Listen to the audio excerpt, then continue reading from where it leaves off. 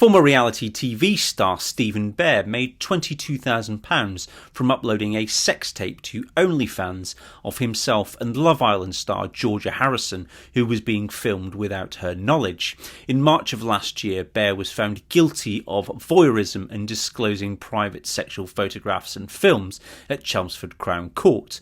Georgia Harrison would have been entitled to lifelong anonymity, but chose to waive that right to speak about the incident.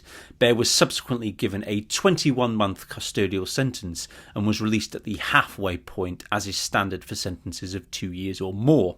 He is now subject to a Proceeds of Crimes Act application to recover the money that he illegally made from selling access to the video he recorded through subscriptions on OnlyFans. Welcome to my channel, Andy on Crime, where I talk about high-profile criminal cases and other aspects of criminal law in England and Wales. In this video, I'm going to briefly explain what a Proceeds of Crime hearing is and what happened during that hearing.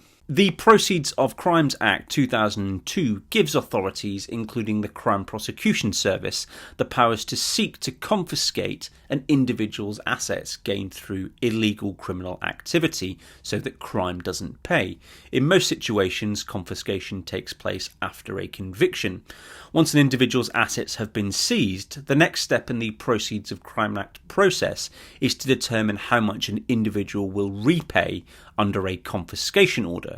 Now, a confiscation order allows the Crown Court to call for a defendant to repay an amount of money to His Majesty's Court and Tribunal Service, either immediately or over a fixed period. For a confiscation order to happen, two figures are calculated: the benefit amount and the amount available.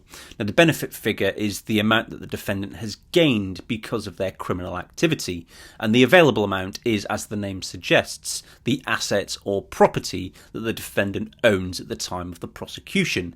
Now, the defendant will be ordered to pay the benefit amount for their criminal conduct unless they can show that some or all of it is no longer available. If they can do that, then they will be required to pay the available amount and an order will be made.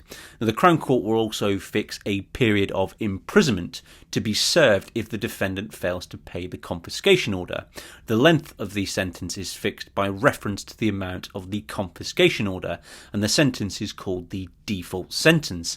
So, as an example, if an individual is asked to pay back £40,000 over £500 per month and fails to do so, they will have a default sentence attached to that if they fail to pay.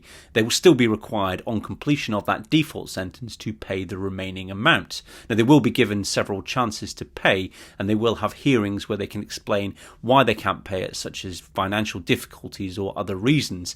But if they cannot convince the court that there is a legitimate reason for not paying, then the court may choose to activate the default sentence. So, to summarise that in really simple terms, if you make money through illicit criminal activity and are convicted, the courts can come after you for the amount that you've gained. If you no longer have that money, then they can seize what assets you do have and make you pay that amount. If you fail to do so, then you can go back to prison for a period specified by the court, and then you will still be liable to pay even after you are released. In the case of Stephen Bear, at the Proceeds of Crime Act hearing, it was announced that he made £22,305, mainly from OnlyFans subscriptions for access to the sex tape that he posted of himself and Georgia Harrison.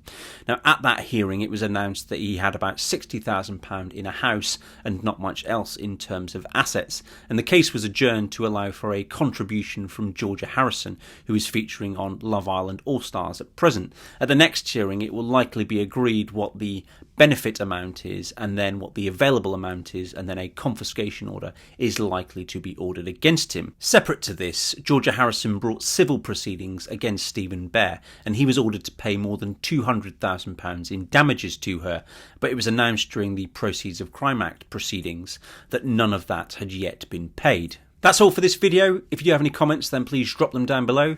If you did enjoy this video, then please do give it a like. And if you'd like to see more from me, then please do subscribe to my channel. Thanks for watching. Take care.